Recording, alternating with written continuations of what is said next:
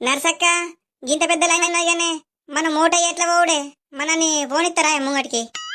ఏ కవిత నువ్వు సప్పుడు ఏక నా ఎంబట రాయే గంటే నేను తోలకపోతాదాన్ని.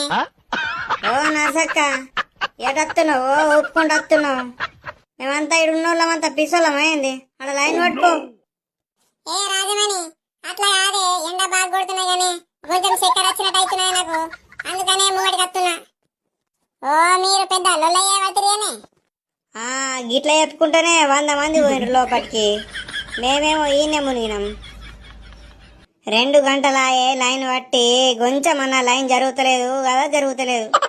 అత్తుండ్రు సొత్తుండ్రు పక్కల పొంట.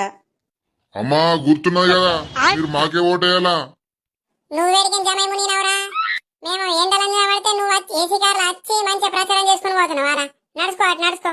ఈడ 2 గంటలాయే నిలబడబట్టి మాకేమో చక్కెర రాబట్టే